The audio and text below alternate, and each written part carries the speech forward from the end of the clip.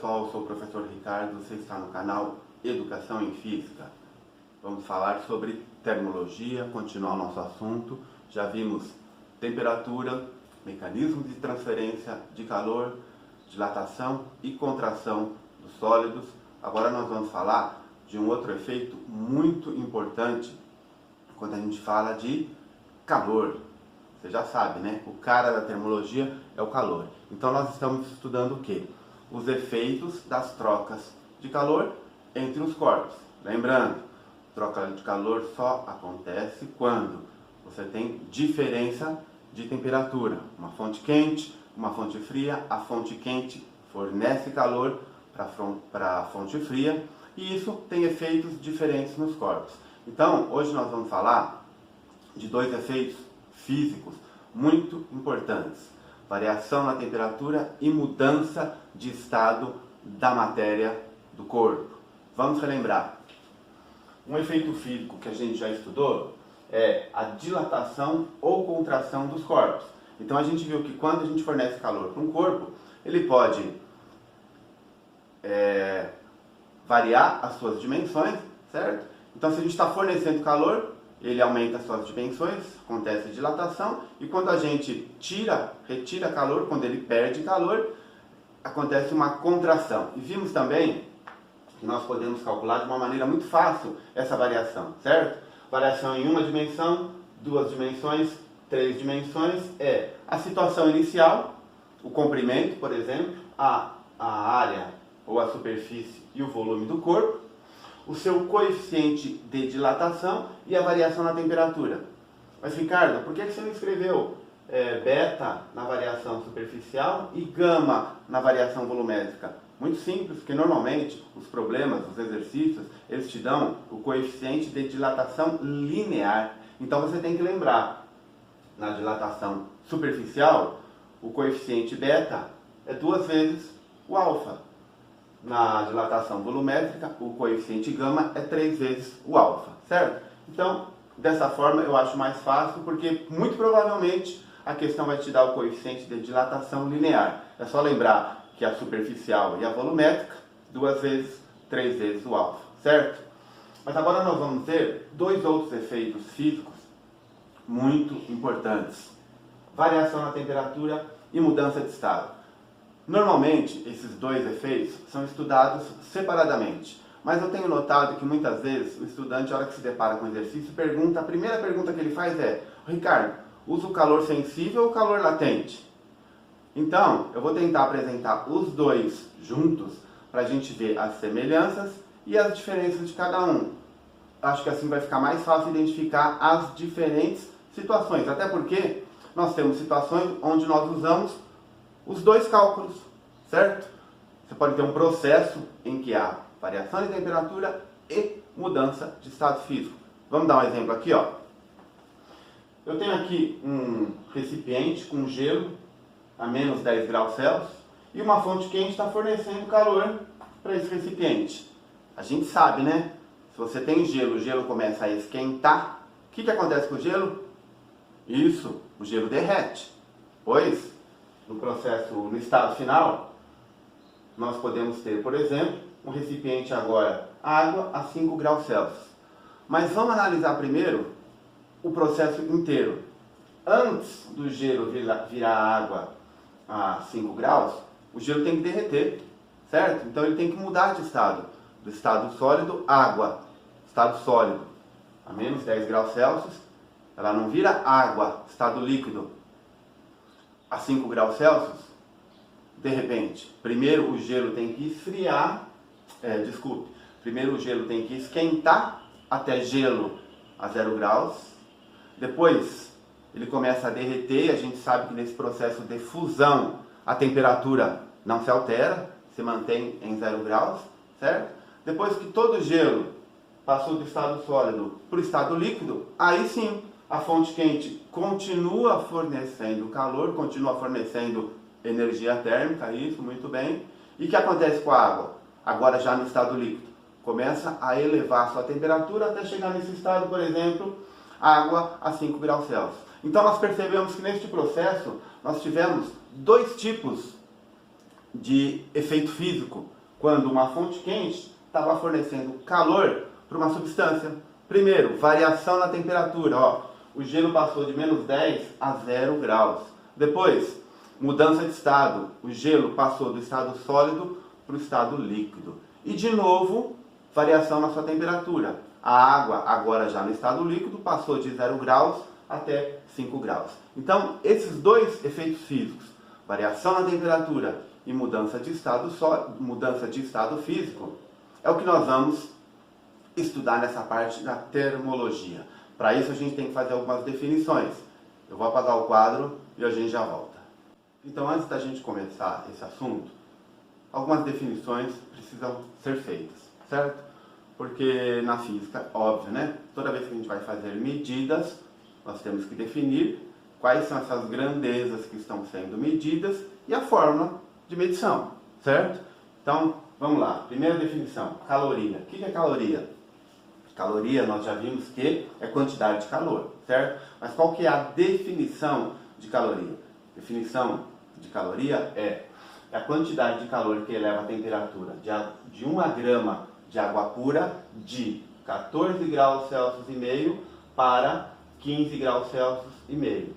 Condições normais de temperatura e pressão, certo? Bom, então, essa definição na prática quer dizer o quê? A quantidade de calor que nós precisamos para elevar ou diminuir a temperatura de um corpo em 1 grau para 1 grama de massa desse corpo, certo?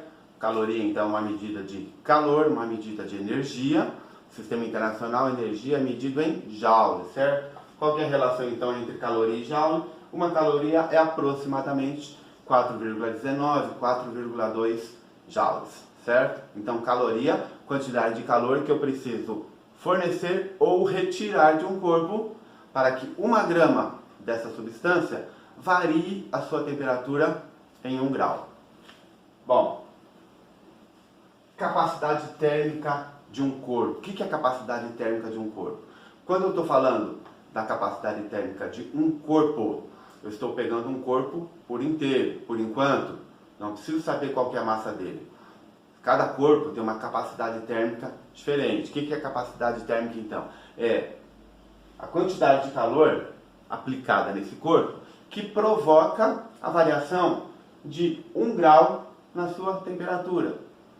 Se eu fornecer calor, aumenta 1 grau. Se eu retirar calor, diminui 1 grau. Então, a capacidade térmica de um corpo está associada com a quantidade de calor que eu preciso fornecer para provocar a variação de 1 grau na temperatura. Fornecer ou retirar, certo? A unidade de capacidade térmica é joule por Kelvin no Sistema Internacional. Usualmente, nós usamos o quê? Caloria por grau Celsius, certo? Então, lembre-se, capacidade térmica está associada com um corpo. Por enquanto, não me interessa qual que é a substância e nem qual que é a massa desse corpo. Quando eu disser que a capacidade de um corpo, por exemplo, é 200 calorias por grau Celsius, quer dizer o quê? Que este corpo precisa receber ou perder 200 calorias para que a temperatura varie em 1 grau, ou aumente ou diminui. Vamos imaginar que eu tenho um bloco de ferro com massa de 500 gramas. Então eu sei que a capacidade térmica associada a esse bloco, a esse corpo que é de ferro, tem lá o seu valor. Agora eu poderia pensar, poxa, mas se essa é uma substância pura e a capacidade térmica para 500 gramas é um determinado valor, qual seria a capacidade térmica associada a 1 grama desse corpo? Já que a minha definição de caloria é a quantidade de calor que varia a temperatura de 1 grama de uma determinada substância. Então foi criada uma nova unidade. Qual que é essa unidade? Calor específico de uma substância. Agora não do corpo, da substância, do ferro, do alumínio, da água, do gelo. E o que é então o calor específico de uma substância? É a quantidade de calor que provoca a variação de temperatura de 1 grau Celsius para 1 grama dessa substância, só isso. Ou seja, Tradução: é a capacidade térmica de 1 grama da própria substância, certo? Essa definição, quando a gente faz essa definição dessa forma, fica muito fácil lembrar que calor específico de uma substância é a capacidade térmica dividido pela massa. Lembra do bloco de ferro? Massa 500 gramas. Se eu quiser achar o calor específico dessa substância, eu pego aquela capacidade térmica para aquele corpo que já foi medido, divido pela massa, eu acho o que? Calor específico. Então, qual que é a relação entre caloria, capacidade térmica, calor específico? Caloria, quantidade de calor que provoca variação de 1 grau para 1 grama daquela massa ou daquele corpo. Capacidade térmica de um corpo é a quantidade de calor que eu preciso para provocar a variação de 1 grau na temperatura daquele corpo. Não estou preocupado com a massa dele. E o calor específico? Calor específico, sim. Por isso que o próprio nome já fala, né? É específico, quantidade de calor específica para provocar a variação de 1 grau em 1 grama daquela substância, certo? Então, caloria, capacidade térmica, calor específico estão relacionados dessa forma. Agora que nós já fizemos essas medições, nós vamos começar a medir essas trocas de calor entre os corpos. Fica aí, vou apagar a lousa e a gente já volta. De novo, pessoal, nós vamos usar o exemplo do gelo e da água para a gente entender esse processo e começar a definir e aprender a calcular os calores, as trocas de calor envolvidas neste processo. Então, vamos supor aqui, ó, como no exemplo anterior, eu tenho um recipiente com gelo, estado sólido a menos 10 graus, uma fonte quente está fornecendo calor, certo? Qual que é o meu estado final desse sistema? Eu tenho um recipiente, o mesmo recipiente agora com água a 5 graus Celsius, certo? Condições ideais, né? Não tive nem perda de calor para outros sistemas e não tive nenhuma outra fonte trocando calor com o recipiente com o gelo. Então todo o calor envolvido foi usado para transformar o gelo de menos 10 graus Celsius no estado sólido para a água no estado líquido a 5 graus Celsius. Lembramos que durante esse processo o gelo esquenta, depois o gelo derrete, depois a água novamente esquenta, sobe a sua temperatura. Então, vamos começar a analisar? Primeiro, vamos lembrar das nossas definições. O que é a capacidade térmica de um corpo? A quantidade de calor que eu preciso fornecer para ele variar 1 grau na sua temperatura, certo? Fornecer ou retirar. E o que é o calor específico de uma substância? É a capacidade térmica dividido pela massa total dessa substância, certo? Bom, vamos fazer alguns ajustes aqui e vamos ver se a gente consegue chegar em algum lugar. Então, eu vou dizer que o calor é igual a capacidade térmica vezes a variação de temperatura, certo? Só rearranjei essa fórmula aqui, mas eu sei que a capacidade térmica também pode ser escrito como calor específico vezes a massa, certo? Eu vou substituir a capacidade térmica nessa fórmula aqui.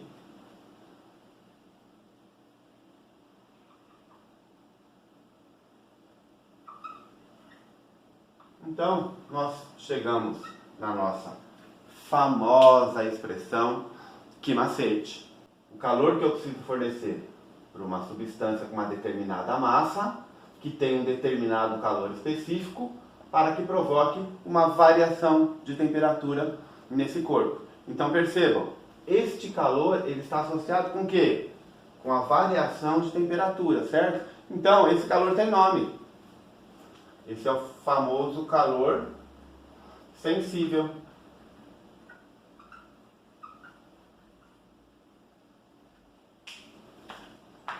Então esse é o famoso calor sensível. Por que tem esse nome? Não me pergunte, não sei. É óbvio que deve ter uma explicação lógica, racional e científica. Mas por que? Não sei. Bom, então, primeira definição. Calor sensível é um calor, já podemos observar, que provoca o quê? Que provoca variação de temperatura num determinado corpo, uma determinada substância, que tem o seu calor específico próprio, associado àquela substância. Água, ferro, alumínio, gelo, vidro, certo? Cada substância tem o seu calor específico próprio. Percebam, nesse processo aqui, se nós fôssemos calcular as quantidades de calor envolvidas nesse processo, onde que nós iríamos usar essa fórmula? Calor sensível mede a variação de temperatura, a quantidade de calor que eu tenho que fornecer para provocar a variação de temperatura. Vamos olhar aqui, ó, gelo a menos 10. Para ele começar a derreter, primeiro ele tem que aumentar a temperatura até 0 graus, certo? Opa, variação de temperatura? Isso, calor sensível. Depois, o gelo começa a derreter, mas ele não muda a sua temperatura. Continua a 0 graus. Opa, então esse calor não pode ser calculado dessa forma, não tem variação de temperatura. Variação de temperatura aqui é 0. Ah, quer dizer então que eu não estou fornecendo calor? Estou, mas ele não pode ser medido dessa forma. Bom, o gelo derreteu, virou água. Agora a água começa a elevar sua temperatura. Opa, de novo, tem variação de temperatura? Calor sensível, isso. Então nós vimos que neste processo nós usamos calor sensível para calcular a quantidade de calor que levou o gelo de menos 10 até 0 e a água de 0 até 5. Mas e o gelo do estado sólido para o estado líquido? Teve calor, a fonte quente continuou fornecendo esse calor. Então como é que a gente calcula? Muito simples. Vamos dar uma olhada?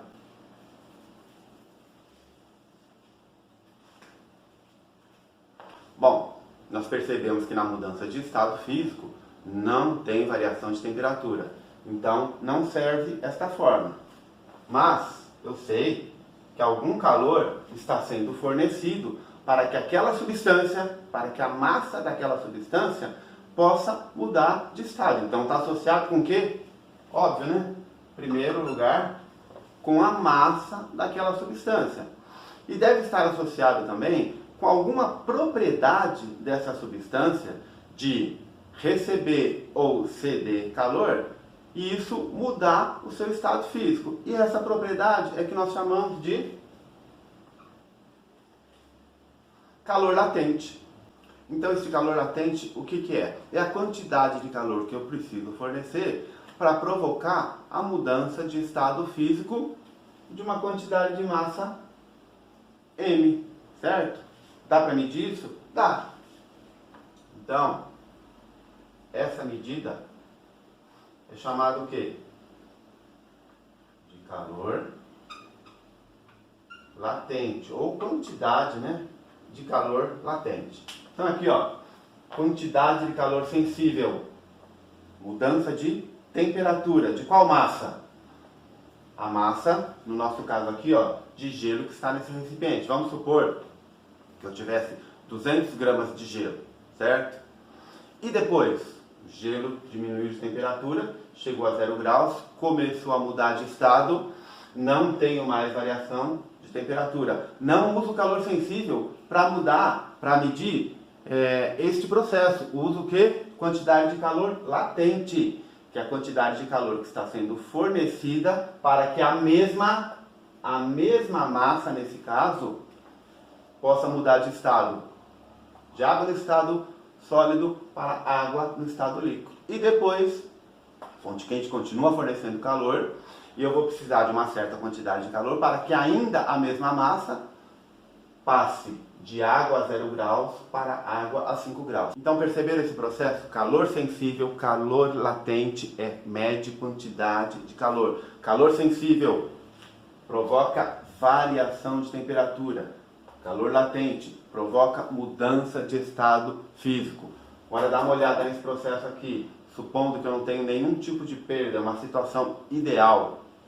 A quantidade de gelo, isso é importante vocês lembrarem, porque quando cai um exercício desse, as pessoas se confundem. Mas qual que é a massa da água? A massa da água é a mesma massa do gelo. A quantidade de massa da substância aqui, quando o gelo passou de menos 10 para água a 5 graus, não mudou. Certo? Não mudou. O que mudaram foram as suas propriedades. O gelo ele precisa de uma certa quantidade de calor para variar a sua temperatura. Depois, uma certa quantidade de calor para mudar de estado. A água precisa de uma certa quantidade de calor, tem um calor específico diferente do gelo. Por quê? Suas propriedades físicas são diferentes. Então, para variar a temperatura de água, a quantidade de calor necessária é diferente da quantidade de calor que eu preciso para variar a temperatura de gelo. E mudança de estado, a mesma coisa. A quantidade de calor que eu preciso para fazer o gelo mudar de estado vai ser diferente quando essa água chegar a 100 graus e começar a mudar de estado também. Passar do estado líquido para o estado, gasoso. A quantidade de calor é diferente. Por isso que o calor específico do gelo, da água, depois o calor latente do gelo e da água são diferentes, embora sejam as mesmas substâncias. Por quê? Por causa das propriedades do estado físico da matéria. Mas, lembrem-se, num processo como esse, a massa envolvida é igual em todos os processos, certo? Vamos fazer alguns exercícios para a gente aprender melhor e colocar em prática esses conceitos. Vou apagar a luz e a gente já volta. Então, pessoal, vamos dar uma lida no enunciado. As condições são as seguintes: determine a quantidade de calor em quilocaloria. Vocês podem ver que as respostas, as alternativas estão em quilocalorias. Necessário para que um bloco de gelo com massa de 2 kg, que está inicialmente a menos 5 graus, seja aquecido até a temperatura de 5 graus Celsius, certo? E aí ele fornece o calor específico do gelo, o calor específico da água e o calor latente de fusão do gelo. Então, é um problema de troca de calor. Ele quer saber a quantidade total de calor neste processo. A gente já pode até antecipar. Aquece o gelo, transforma o gelo, aquece a água, certo? Então nós vamos usar o quê? Calor sensível e calor latente. Vamos voltar para o quadro. Então está aqui a situação que ele colocou. Lembram do meu exemplo? Um bloco de gelo a menos 5 graus. Ele quer saber qual a quantidade total de calor para aquecer esse gelo e transformar isso aqui em água a 5 graus, certo? E ele fornece, né? Quais são as informações, então, que ele fornece? Lembre que eu falei para vocês, coloquem todas as informações, mesmo que você não use depois, para você se organizar. Então, a temperatura do gelo, menos 5 graus Celsius. Temperatura da água, 5 graus Celsius. Massa de gelo, 2 kg. Calor específico do gelo, meio caloria por grama grau Celsius. Calor específico da água, 1,8 caloria por grama grau Celsius. E ele deu também o calor latente do gelo, né? Calor latente do gelo é 80 calorias por grama. Primeiro, vamos analisar essas informações? Então aqui, ó, o gelo de menos 5 passou para gelo a 5. Qual que é o total de massa envolvida que não muda durante o processo? 2 kg. Primeira coisa que eu tenho que fazer, ó, essas grandezas foram fornecidas em grama. Então já vou passar aqui para grama. Tudo na mesma unidade, certo? Bom, calor específico do gelo. O que isso aqui quer dizer? Que para 1 grama de gelo variar a sua temperatura em 1 grau Celsius, eu preciso fornecer meia caloria. O que isso aqui quer dizer? Que para 1 grama de água variar a sua temperatura em 1 grau Celsius, eu preciso fornecer 1 caloria.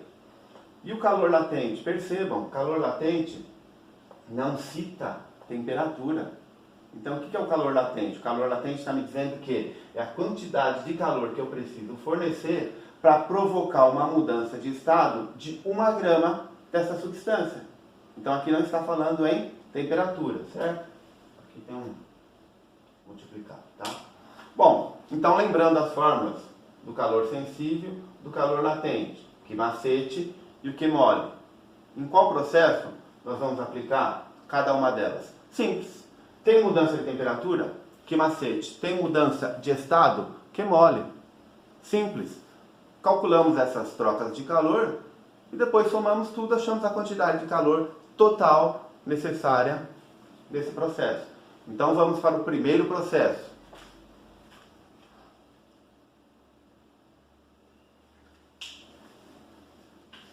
Vou fazer uma divisão aqui, tá?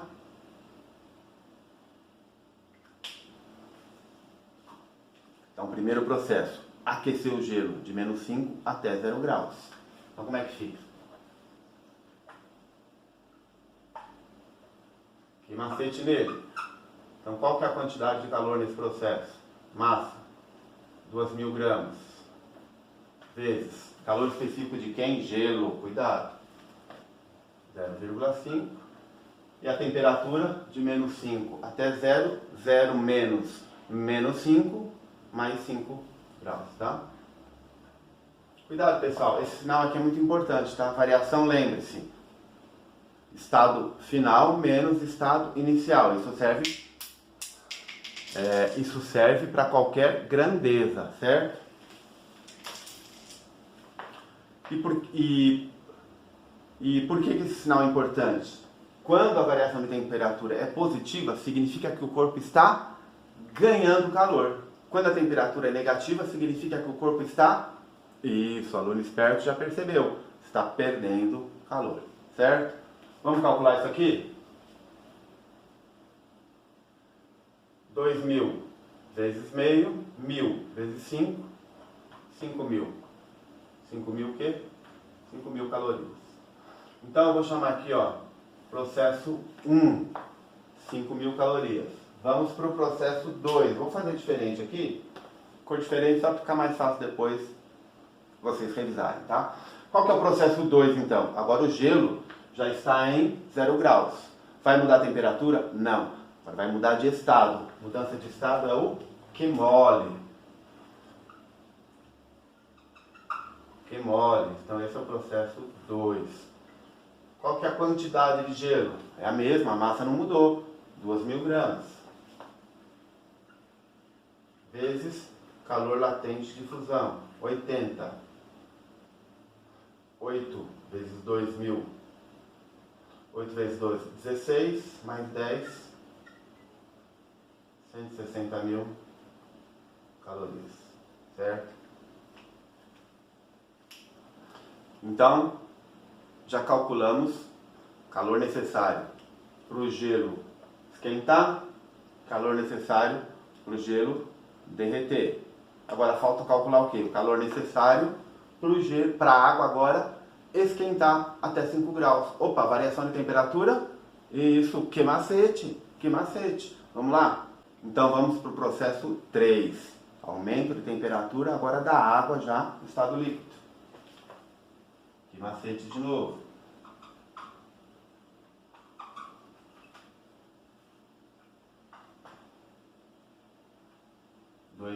Cuidado, agora é o calor específico da água, certo? Não é mais do gelo, o calor específico da água. O calor específico da água é 1, foi fornecido. Vezes 5. 5 vezes 2, 10.000. 10.000 o quê? 10.000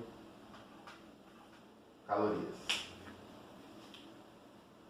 Então, calculamos o processo 1, esquentar o gelo. Calculamos o processo 2, derreter o gelo. Calculamos o processo 3, aquecer a água. 3 processos, 3 quantidades de calor. Ele quer saber o quê? A quantidade de calor total do processo. Como que a gente faz? É só somar. A quantidade de calor total, então, é o Q1 mais Q2 mais Q3. Muito simples, pessoal. Muito simples. 5.000 mais 160.000 mais 10.000. Quantidade de calor total, 175.000 calorias. Ele quer a resposta em quilocaloria? 175 quilocaloria. certo? Então qual a quantidade total necessária de calor para esse processo? 175 quilocalorias. Qual que é a alternativa? Deixa eu olhar aqui no enunciado, alternativa D, certo?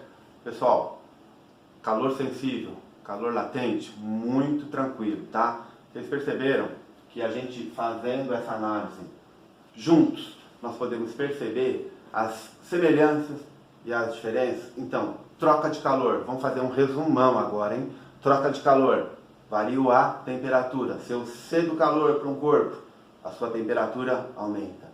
Se eu retiro o calor de um corpo, ou se ele cede calor, a sua temperatura diminui. Quais são os efeitos, possíveis efeitos dessas trocas de calor? Nós vimos principalmente 3. Dilatação ou contração, aumenta ou diminui as suas dimensões. Nós podemos calcular isso em uma dimensão, comprimento, 2 dimensões, área, 3 dimensões, volume. Outros efeitos físicos, aumento na temperatura do corpo ou mudança de estado deste corpo, dessa substância. Mudança de estado, não tem variação de temperatura. Então, na variação de temperatura, a temperatura pode aumentar ou pode diminuir. O calor envolvido é chamado de calor sensível. Na mudança de estado físico da matéria, o calor envolvido é chamado de calor latente. Mas quem é o cara da termologia? É o calor, certo? Nós vamos fazer uma outra aula para encerrar esse assunto, para a gente estudar, quando a gente está num sistema termicamente isolado, como que acontecem as trocas de calor dentro desse sistema. Mais uma vez, vou deixar alguns exercícios aí para vocês resolverem. Tentem resolver, se não conseguiu, volta o vídeo, assiste de novo. Se não conseguirem mesmo, deixe a sua pergunta no comentário, que nós vamos tentar responder, certo? Professor Ricardo, canal Educação em Física, te aguardo no próximo vídeo. Até lá!